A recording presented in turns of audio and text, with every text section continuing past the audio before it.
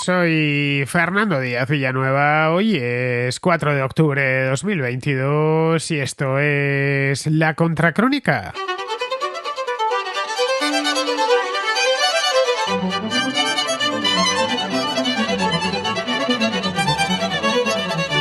Se celebró este domingo la primera vuelta de las elecciones presidenciales brasileñas.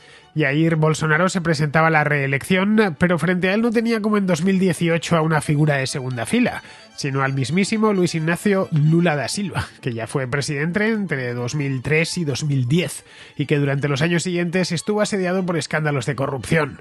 Las encuestas realizadas a lo largo de los últimos meses daban como ganador seguro a Lula, aunque con una distancia algo mayor de la que ha terminado cosechando en las urnas.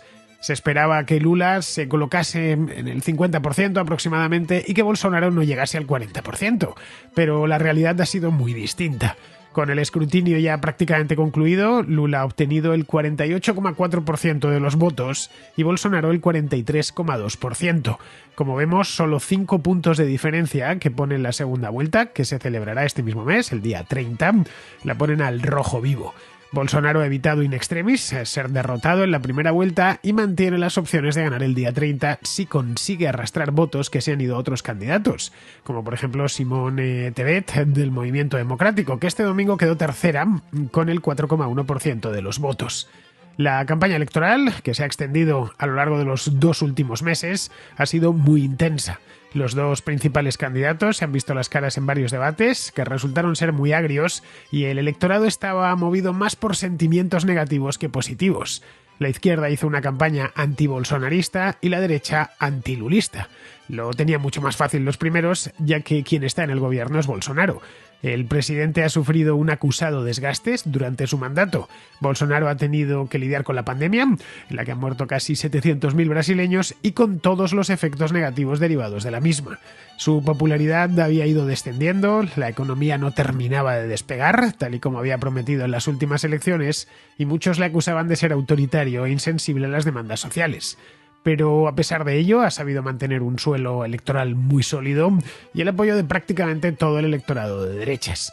Muchos de los que han terminado votando a Bolsonaro lo han hecho más por el rechazo que les produce Lula da Silva que por el amor que les provoca el propio Bolsonaro.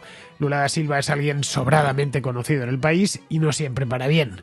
Fue presidente, como decía antes, durante 2 mandatos a principios de siglo y dejó el cargo a Dilma Rousseff con una popularidad muy alta, era del entorno del 80%. A partir de ahí empezó su calvario. Se vio salpicado directamente por la operación Lavallato, que costó el cargo a Dilma Rousseff en el año 2016 y llevó a prisión a Lula 2 años más tarde, en 2018. Una vez fuera de la cárcel, anunció que se presentaría un tercer mandato. Obtuvo entonces el apoyo de varios partidos y sobre todo el apoyo de su antiguo antagonista, de Gerardo Alckmin, contra quien se enfrentó en las elecciones de 2006. Ni sus problemas de salud, ni la edad. Lula cumplirá 77 años este mismo mes. Le han echado para atrás y ha conseguido por ahora ganar la etapa, pero no todavía la competición.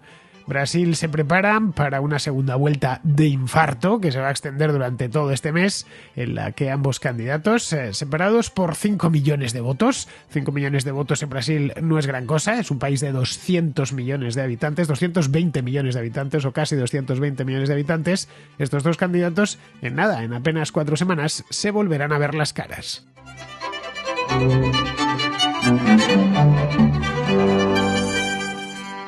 Como os decía antes, Luis Ignacio Lula da Silva ha ganado la primera vuelta de las elecciones presidenciales brasileñas, que se celebraron este domingo entre mucha expectación. Se pensaba, o muchos pensaban, que iba a ser una única vuelta porque Lula iba a ganar de sobra. De hecho, en la contrarréplica en directo que hice este sábado a través de Twitter y que se dio en el canal, tanto en iVoox como en YouTube ya el domingo, me preguntó uno de los contraescuchas que qué pensaba de las elecciones. Y la verdad es que le dije que no era adivino, que no tenía ni idea, que todo indicaba que iba a ganar Lula, porque las encuestas iban en esa dirección. En aquel momento, las últimas encuestas que yo había mirado en ese momento le estaban dando unos 9-10 puntos de diferencia, vamos, una cosa suficiente, pero la duda era de si Lula conseguiría pasar de la primera vuelta y convertirse en presidente en una sola elección, que no ha sucedido. Bien, esa era la duda y ya la hemos deshecho. La victoria de Lula de cualquier manera ha sido clara, pero no suficiente para ahorrarse la segunda vuelta, que se celebrará, como os decía antes en la introducción, el día 30 de octubre. Vamos, dentro de menos de un mes, estamos a 4 de octubre. Bien, se quedó Lula en el 48% cuando necesitaba superar el 50% para ser elegido presidente de una sola tacada, para ahorrarse esa segunda vuelta. Esto significa que solo han hecho medio partido y que a Jair Bolsonaro le queda una bala en la recámara, una bala que disparará el próximo día 30 y ya veremos si da en el blanco.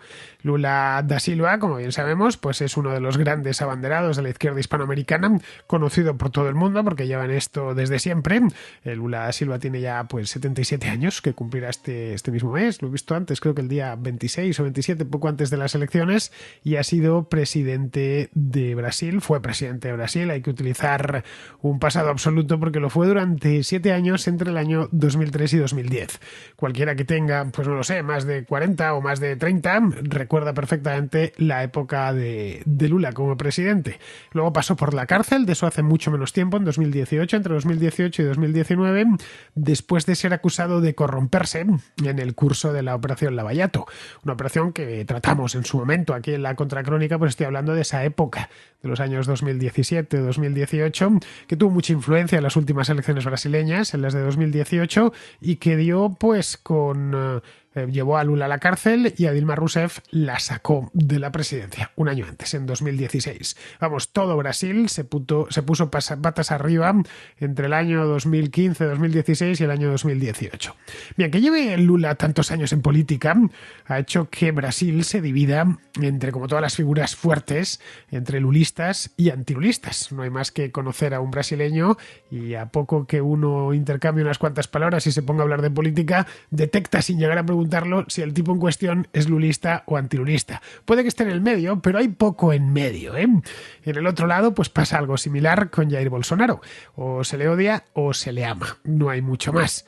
Bueno, entre medias hay algo. No es mucho, ya digo, pero hay algo. Están los que odian más de lo que aman. Es decir, los que no pueden ni ver a Lula y han votado por Bolsonaro, y los que no pueden ni ver a Bolsonaro y han votado por Lula. Es decir, que no tienen especial cariño ni por uno ni por otro, pero al contrario le odian con toda su alma, y eso les ha llevado de cabeza a votar a Bolsonaro o a votar a Lula.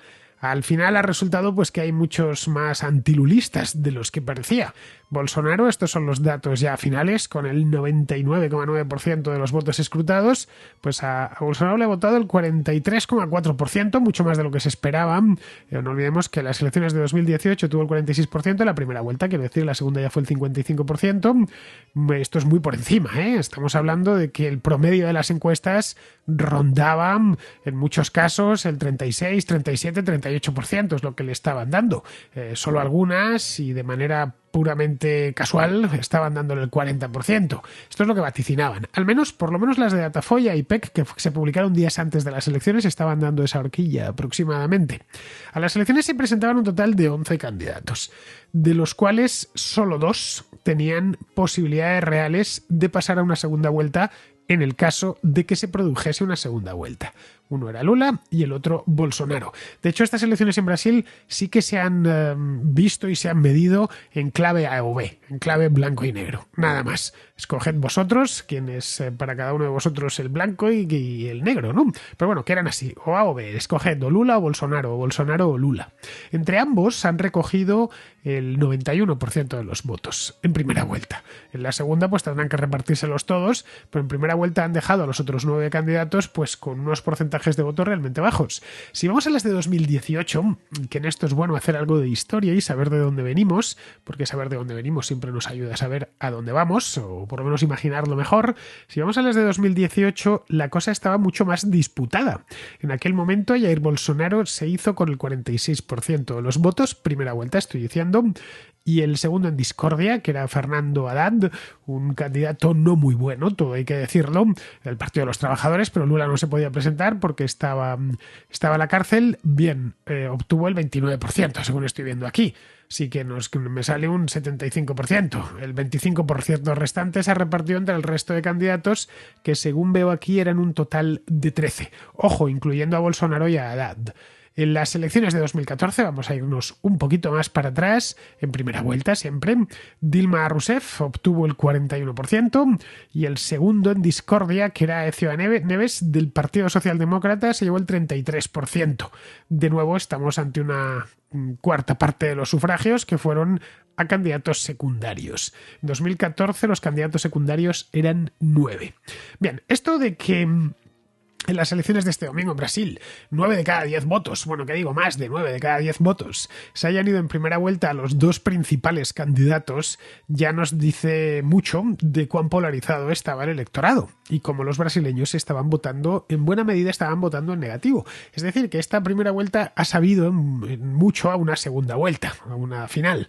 Solo un 9% de los brasileños han votado a otros candidatos que no sean los principales. Vamos, que no hay tantos bolsonaristas y tantos lulistas entregados en Brasil. Esto yo creo que es una de las primeras cosas que deberíamos ver. No hay tanta gente que esté a favor de Lula ni tanta gente que esté claramente a favor de Bolsonaro. Es decir, que si les han votado ha sido porque, o eso es fácil suponerlo, vamos, que muchos han votado en contra de uno o de otro. Lula esperaba que el antibolsonarismo por sí solo, ya está, sin mucho más, entre los que le iban a votar porque sí, porque son lulistas acérrimos, y los que odian a Bolsonaro, con eso le bastaría para llevarse la victoria de calle y, bueno, pues que se convertiría en presidente ya con esta primera vuelta, ¿no? Estaba convencido de que toda la izquierda, por supuesto, y también el centro izquierda iba a darle el voto a él solo para evitar que Bolsonaro siguiese en la presidencia. El domingo por la noche, de hecho, se podía ver a Lula algo decepcionado a pesar de que había ganado las elecciones y, ojo, con muy buenos resultados para una primera vuelta, el 48%. Ojalá todos los candidatos que van a dos vueltas en la primera se hagan con un 48%. Bien, pues estaba un poquillo decepcionado porque no se lo terminaba de creer. Esperaba cantar victoria definitiva este domingo y va a tener que esperar, si es que termina cantando victoria, pues más o menos un mes. El domingo por la noche no fue un día de fiesta o de gran fiesta para el Partido de los Trabajadores. Lo celebraron, obviamente, pero pensaban que iba a haber mucho más, que iban a declarar la victoria en ese mismo momento. Habían terminado creyéndose las encuestas y esperaban pues que el día 2 quedase ya todo visto para sentencia. Eso sí, Lula se consoló porque los políticos siempre se consuelan, y cuando han ganado, por supuesto, aunque no hayan ganado con la fuerza que ellos pensaban, y cuando han perdido, no digamos. Recordad que en todas las elecciones que en el mundo han sido, cuando salen los líderes políticos a hablar, es muy difícil que reconozcan una derrota y siempre van a insistir en, a pesar de todo, lo bien que lo hicieron o la gente que les ha apoyado, en fin, tratan de ver el vaso siempre medio lleno, no siempre. Si el desastre ha sido absoluto, pues no hay manera, y a veces ni siquiera comparecen. Pero el otro día, por supuesto, compareció y se consoló, pues pensando y transmitiendo la idea de que a pesar de todo había ganado, quedándose a solo 1,5 del 50%, y que hace 4 años estaba desahuciado de la política, lo cual es estrictamente cierto. El caso de Lula, un hombre de más de 75 años, del que nadie, después de lo de la cárcel, por supuesto, nadie daba un real, el caso de Brasil sería un real, nadie daba un real por él, pues ha vuelto y tiene unas posibilidades bastante altas de volver a la presidencia para un tercer mandato. Ojo, estaríamos hablando ya de 12 años después de su último mandato, que terminó en el año 2010. Pero bueno, él presumía, y sus partidarios también, de que a pesar de todo lo malo que le ha pasado a este hombre, ahí le tenemos de vuelta, tocando de nuevo la presidencia con los dedos. Una victoria de Lula da Silva en Brasil, que es el mayor país de Sudamérica, el más poblado desde luego, tiene casi 220 millones de habitantes, también el que tiene la economía de mayor tamaño, el PIB nominal de Brasil, por PIB nominal, vamos, es la 10ª economía del mundo. Bien, pues en el caso de que Lula gane, que ya digo, es probable, es muy probable, teniendo en cuenta que se ha quedado a muy poquito de la mayoría absoluta, en ese caso significará que todos los países importantes de América del Sur, desde Argentina hasta Venezuela, bueno, podemos incluir de toda Hispanoamérica, hasta el Río Grande, porque tendríamos que meter ahí a México, todos Argentina, Venezuela, pasando por Perú, Colombia y Chile, estarán presididos por gobiernos o tendrán gobiernos de izquierda. Bueno, más los últimos acaban de llegar. En junio, Gustavo Petro ganó en Colombia y tomó posesión este verano, al menos nuestro verano, y Gabriel Boric se convirtió en presidente de Chile este mismo año, en el mes de marzo, que es cuando juró el cargo. Pero habría algo más en el caso de que terminase ganando Lula las elecciones, es decir, o Bolsonaro perdiéndolas. Si Bolsonaro pierde el día 30, sería la primera vez desde principios de la década de los 90, es decir, desde hace ya 30 años, que un presidente brasileño no consigue un segundo mandato.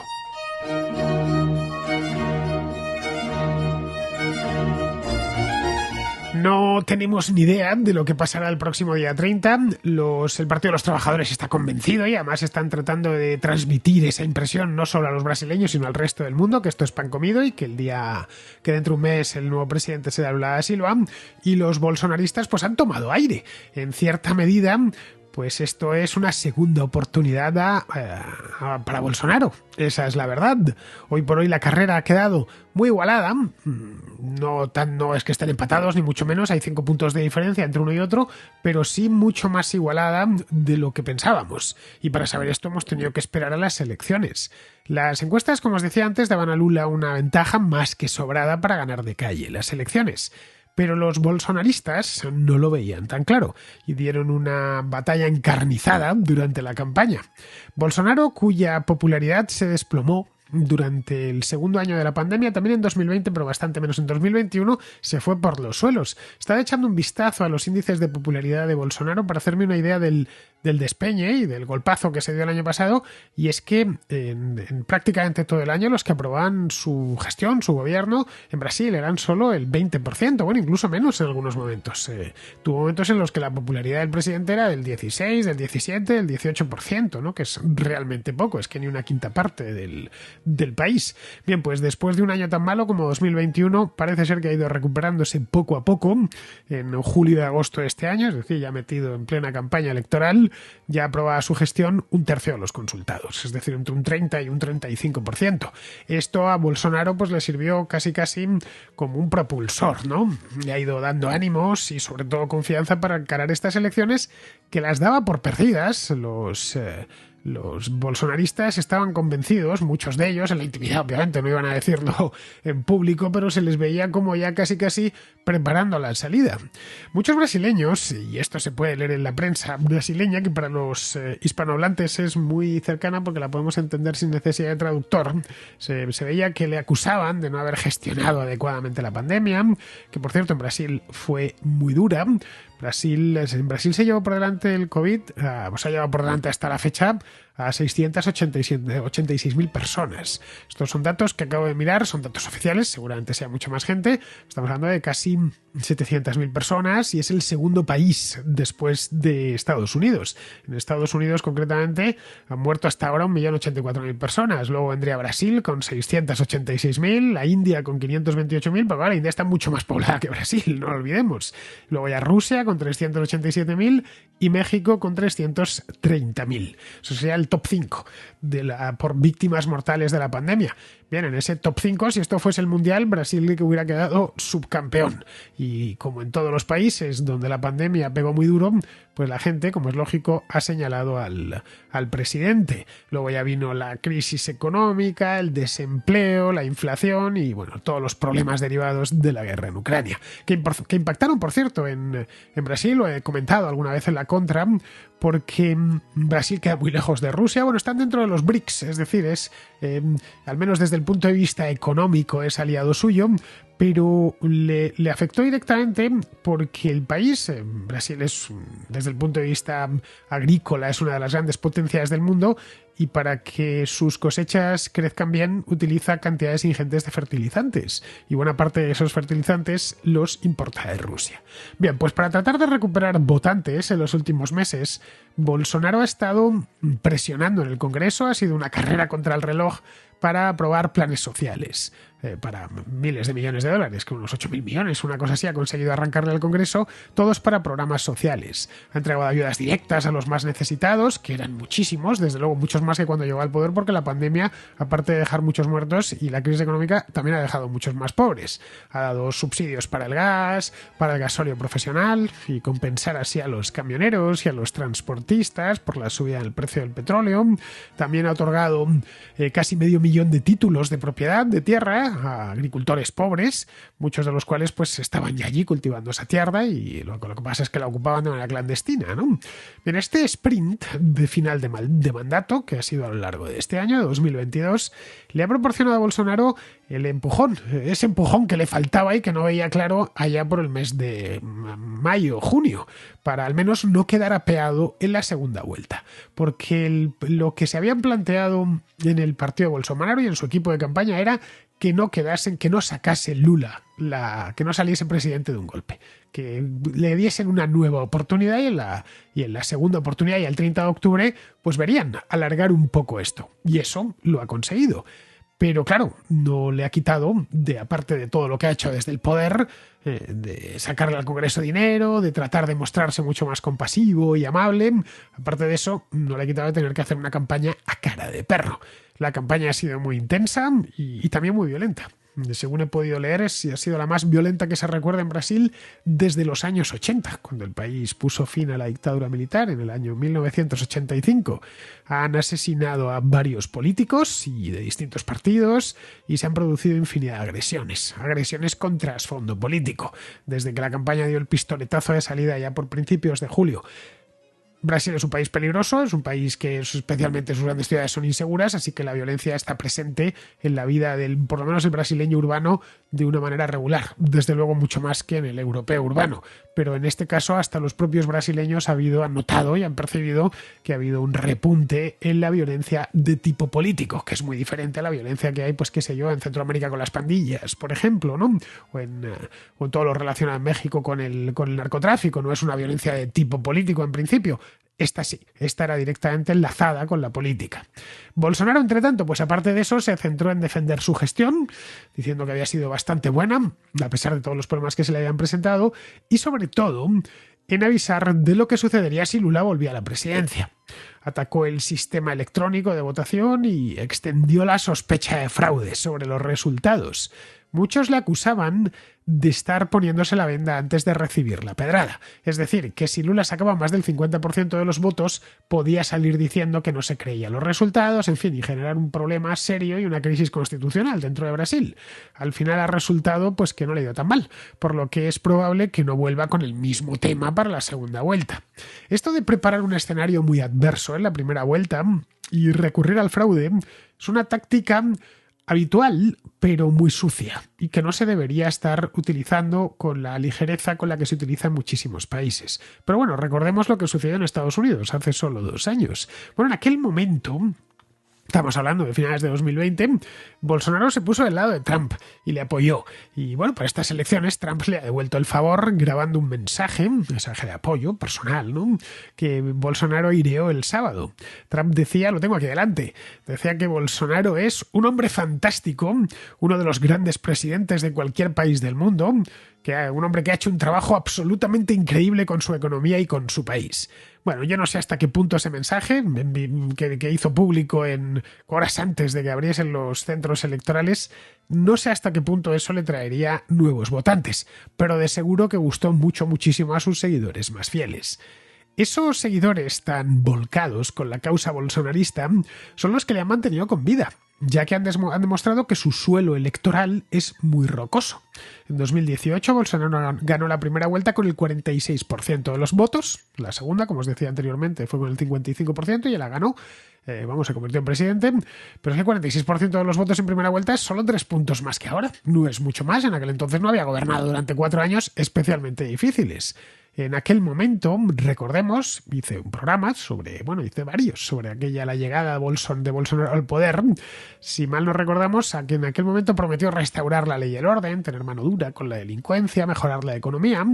El Brasil de 2018 estaba completamente fuera de control en todo lo relativo a la seguridad ciudadana y la economía se encontraba en muy mal estado tras la recesión, que fue muy profunda, de los años 2015 y 2016. Pero la pandemia trastocó los planes de de Bolsonaro. Llegó en 2018 y en 2020 se nos presentó la pandemia de COVID. Después de ganarse a los inversores mundiales con promesas de responsabilidad fiscal, pues su gobierno empezó a gastar dinero en 2020 durante lo peor de la pandemia. Y eso ha tenido consecuencias. Ha tenido como consecuencia que la deuda haya pasado del 83% cuando llegó al poder al 98% sobre PIB, que estaba ya a finales de 2020. Entre tanto, la inflación ha pasado del entorno del 3% que estaba en aquel momento cuando llegó al poder a superar el 15% este año. La inflación ha golpeado de lleno a los más pobres, que es donde Lula y el Partido de los Trabajadores siempre han pescado sus votantes. En Brasil, muchos pobres recuerdan los años de Lula y lo recuerdan con agrado. Una época en la que el PIB brasileño creció con mucha fuerza. Los crecimientos de aquellos años fueron muy altos, del 4, del 5, del 6%, gracias a la tendencia alcista de las materias primas. Esta vez sus principales promesas pues, han sido reforzar el control sobre las empresas estatales, como Petrobras, por ejemplo, subir el salario mínimo, subir los impuestos a las rentas altas. Vamos, nada del otro mundo, el típico programa electoral de un partido de izquierda. El problema de Lula es que ha estado en prisión, donde pasó año y medio, hace no tanto tiempo, entre abril de 2018 y noviembre de 2019, a causa del escándalo de Lava Jato. Le acusaron de recibir sobornos. El Tribunal Supremo posteriormente dictaminó que se le debía permitir apelar su caso fuera de prisión, fue excarcelado y luego la cosa quedó ahí. El caso no ha continuado, no se ha vuelto a juzgar y Lula quedó libre para presentarse de nuevo. A los más pobres la corrupción no es un tema que les quite el sueño. Asumen que todos los políticos en mayor o menor medida se lo llevan y lo que quieren es que les prometan ayudas, empleo, mejores servicios sanitarios, escuelas y bueno, y que baje la inflación, que es el impuesto de los pobres, porque es que a quien más afecta es a los pobres. En el Partido de los Trabajadores son conscientes de ello y se volcaron en prometer gasto social a raudales, dirigido precisamente a esa capa de la población, que se ha hecho más grande a causa de la crisis. Con esto pensaban que bastaría ya eso y el antibolsonarismo pasarían de sobre el 50% y se olvidarían de la segunda vuelta. Se han quedado a punto y medio, cerca, pero no suficiente. Ahora vienen las elecciones de verdad y la campaña de verdad. A Lula le hace falta arañar punto y medio, que no es mucho, y a Bolsonaro lo tiene más difícil, casi 7 puntos. Si consigue arrastrar votantes que se han quedado en casa y traérselos del Movimiento Democrático de Simone Tebet, que es una senadora del Mato Grosso, que quedó tercera y cuyo partido es más o menos de centro-derecha, pues quizá lo pueda conseguir. Lo tiene difícil, pero quizá lo pueda conseguir. Tebet por ahora ha evitado apoyar a uno u otro candidato. En el Partido de los Trabajadores han procurado no atacarla en campaña, ya que esperaban recibir su apoyo en una hipotética segunda vuelta. Se ha demostrado que hicieron bien porque van a necesitar su apoyo. De hecho, tanto el Partido de los Trabajadores como el Movimiento Democrático tienen un historial de alianzas en el pasado. En los debates, de hecho, Lula se mostró amistoso con Tebet. Queda en el aire la incógnita de a quién apoyará. Puede que ninguno, pero sus votantes seguramente vayan a las urnas el día 30. Lo más probable, visto lo visto, es que voten en contra del que más odien.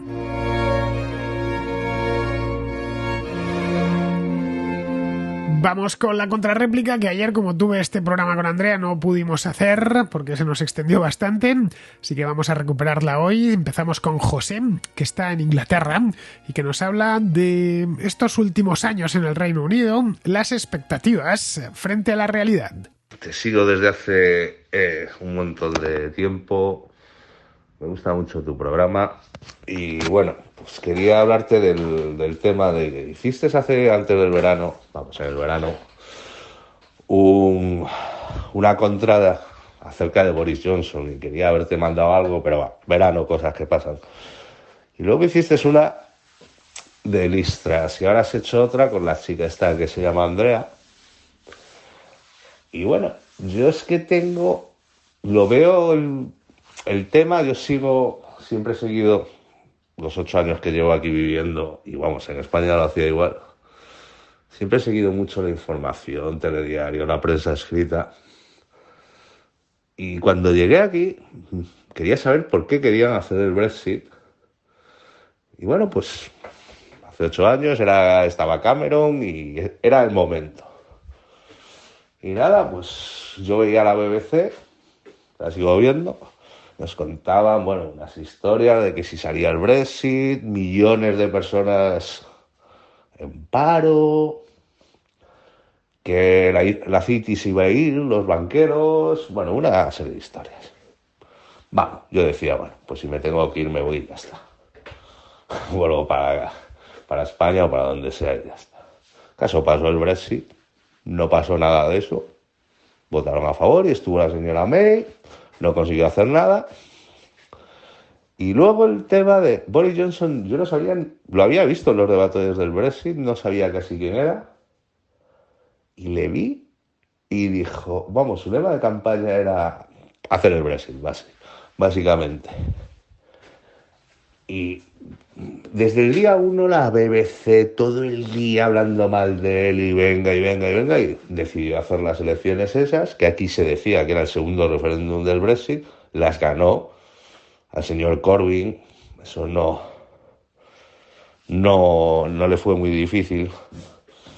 Y bueno, hizo el Brexit, vale, sí hay el problema de Irlanda del Norte, pero bueno, los mismos laboristas ahora les preguntan en los debates políticos y dicen que bueno, que el Brexit está hecho.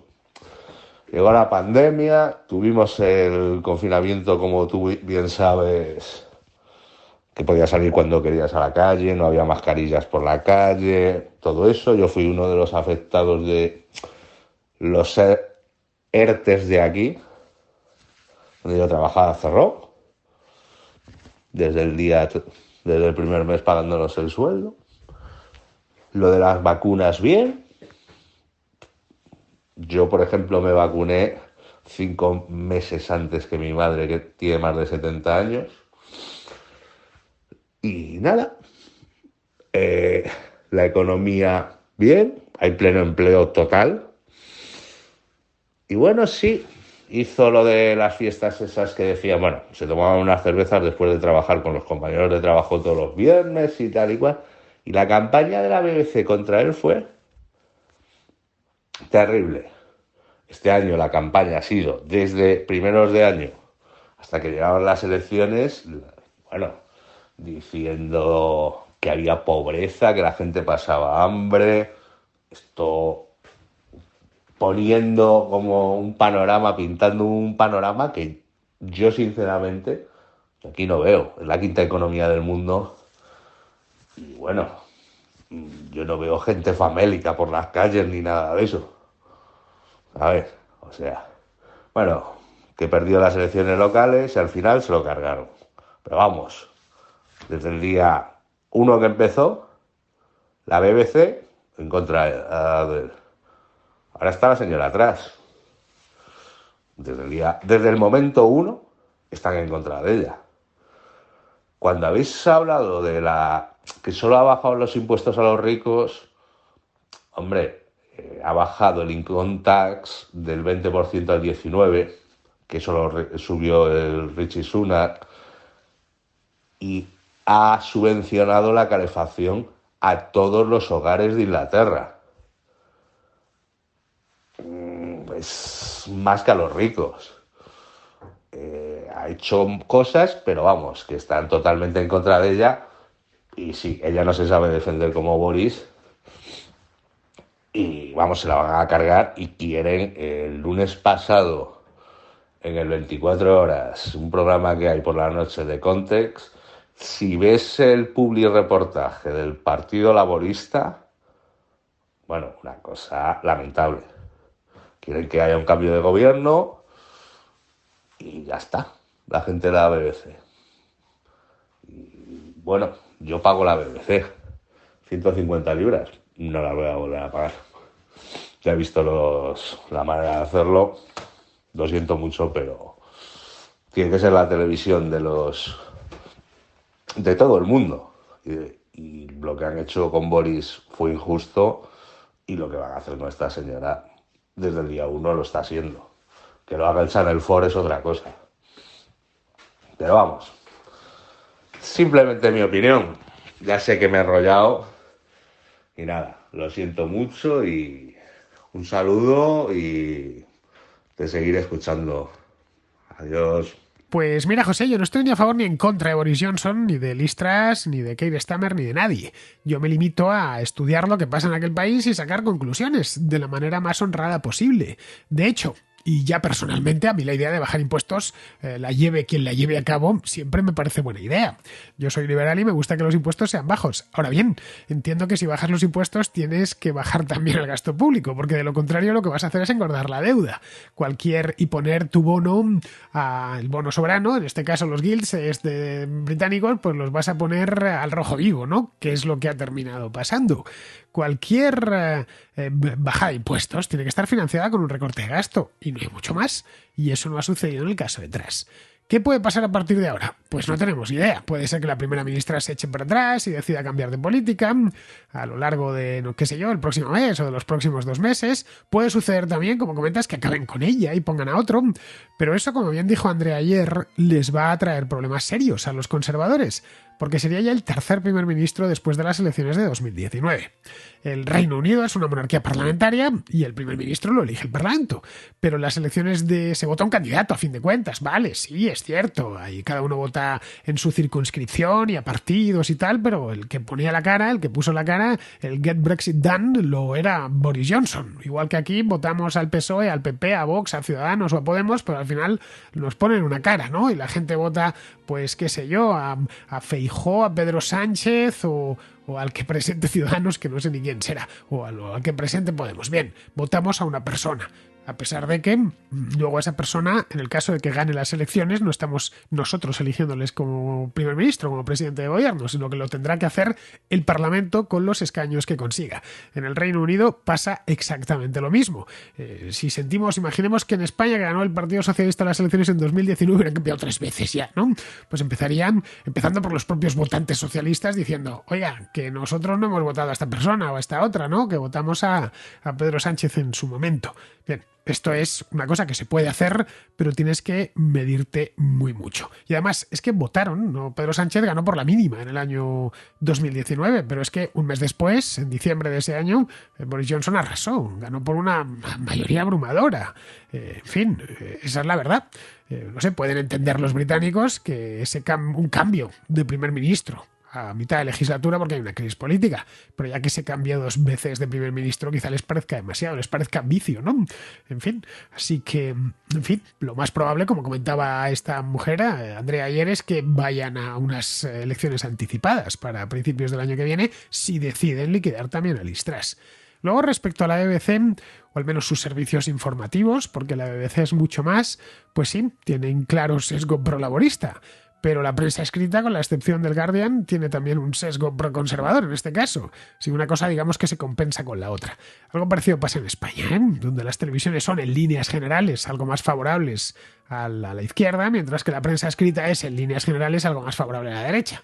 Mi opinión personal al respecto, pues es que la BBC no debería estar financiada obligatoriamente por los británicos, nada más. La televisión, como cualquier otra empresa, debe mantenerse por sus propios medios. Bien, vamos ahora con Jesús, que nos habla de Irán y de sus problemas cotidianos. Te llamo porque me interesó muchísimo el programa que hiciste la semana pasada de Irán. Yo tuve la suerte de viajar a Irán hace unos años, en la última época del gobierno de Obama, que bueno, parecía que las cosas habían sufrido una cierta apertura. Digamos que bueno, que había una intención de diálogo, ¿no? He de decir que me encontré un país muy, muy, muy diferente a lo que se nos vende en Occidente. Yo te escuché el otro día decir, bueno, pues medio que está prohibido escuchar música occidental y demás, y bueno, yo estuve allí en restaurantes, por la calle, y allí se escuchaba Shakira, se escuchaba Enrique Iglesias y absolutamente de todo. O sea, no es lo que te digo, no tengo la sensación de haber vivido en la realidad que describiste. Te digo más, es verdad que en determinadas ciudades pudimos ver pues más fundamentalismo religioso, por ejemplo en Qom, bueno, pues que es una ciudad donde se han formado los ayatolás. Existía la mezquita de Qom, donde está enterrada Fátima, y es verdad que pues ahí vimos un fervor religioso que no vimos en otras mezquitas de otro país, incluso en otras iglesias, que también las hay.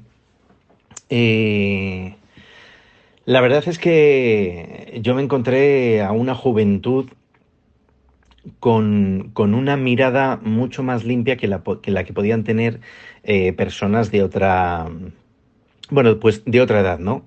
Eh, claro, yo fui con mi pareja y, claro, para ella era una faena porque tenía que ir con el pelo cubierto, ¿no? Y de hecho, cuando decidimos viajar, pues fue un debate, oye, pero ¿de verdad quieres ir todo el día con un velo, no? ¿Merece la pena realmente viajar a un país donde simplemente por ser mujer vas a estar sometida, ¿no? Pero bueno, ella accedió, quiso hacerlo, de hecho, ella fue promotora del viaje y tengo que decir que nosotros paseando por allí en determinadas zonas pues parecíamos los Rolling Stone pues porque no hay mucho turismo en Irán, no en todas las ciudades se puede pagar con visa, entonces pues bueno, teníamos que llevar dinero y demás y bueno, pues allí la gente nos pedía fotos y era muy curioso porque la gente más joven eh, pues, por ejemplo, las chicas iban con ropa bastante ceñida, se quitaban el velo para hacerse la foto con nosotros,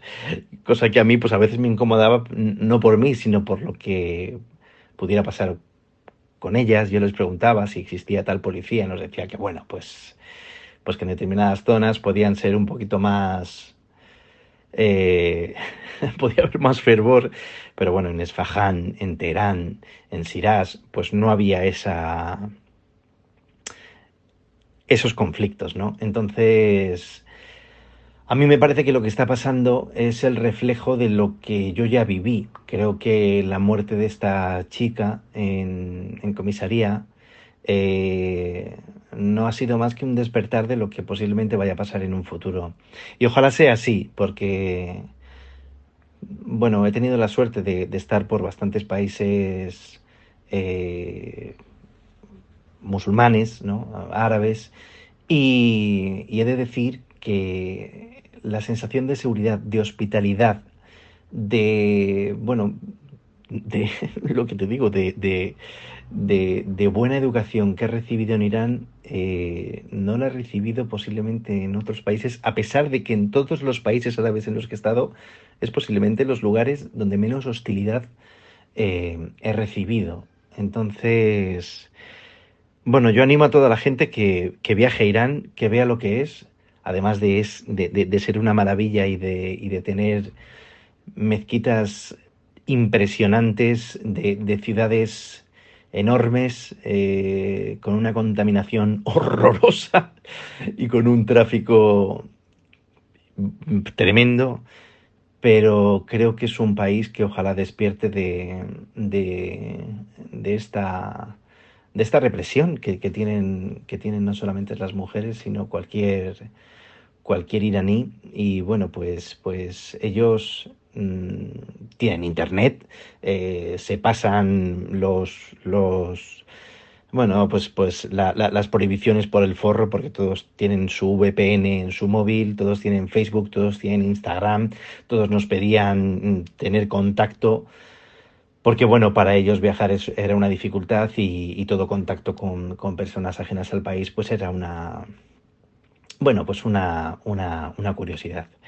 Así que nada, espero que tengan muchísima suerte y bueno, que veamos a Irán como algo mucho más parecido a lo que vivimos nosotros en nuestro día a día, a pesar de todas las dificultades que tienen, ¿no? Que las tienen mucho más que nosotros, por supuesto. Nada, un abrazo enorme y perdón por la chapa. A los iraníes, Jesús, les encanta la música occidental y las películas occidentales y en general todo lo que viene de Occidente, especialmente la música y las películas de Estados Unidos. Pero hasta hace no mucho tiempo solo podían ver y escuchar las que daba la radio y la televisión estatales. En Irán existe una censura parecida a la que había en España en tiempos de Franco. Si en una película, qué sé yo, se dan un beso muy apasionado, no digamos ya se aparece un desnudo, ¿no? O sexo explícito, pues el censor retira el beso o retira la escena en la que aparece una mujer desnuda, qué sé yo. Bien, En ese caso lo quitan. Y lo mismo sucede con cierto tipo de canciones. Si el censor entiende que el contenido es complicado, incompatible con la Revolución Islámica o con el Corán, automáticamente la canción no se distribuye ni en la televisión ni en la radio. Bien, esto más o menos les funcionó hasta la irrupción de Internet. El problema con Irán es que la irrupción de Internet ha sido algo tardía.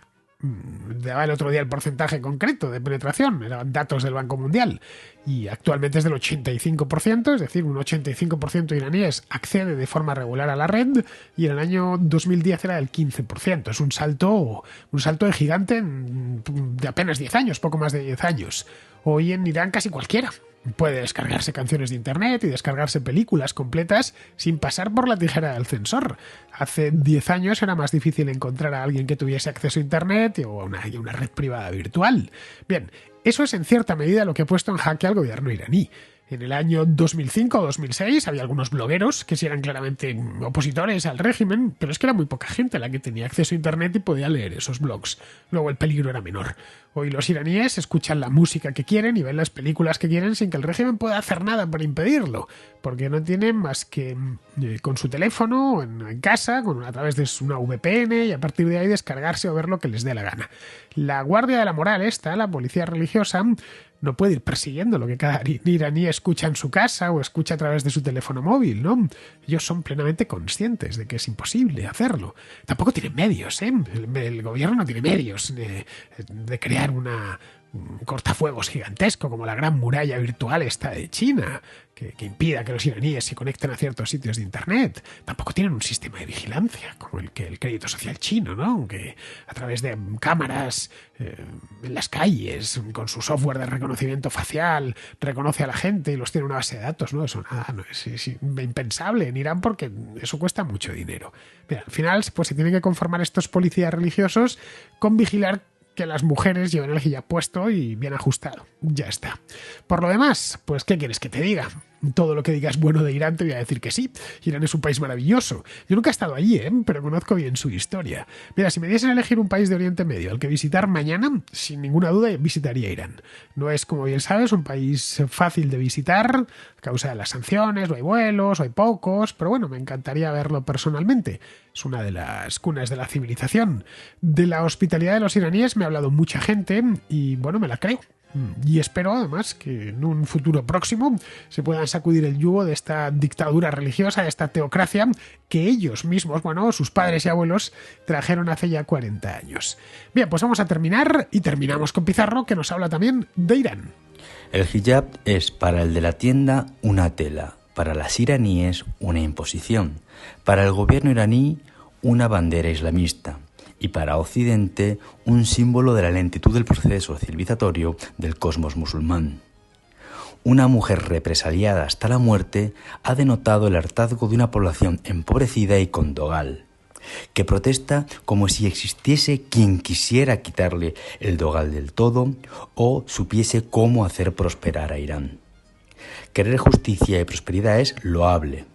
Quererlo en Irán es descorazonador. Un cordial saludo de Pizarro. Y hasta aquí, queridos amigos, llega la contra de hoy, que es 4 de octubre, mañana serie 5, y estaré aquí de vuelta. Hasta mañana, amigos.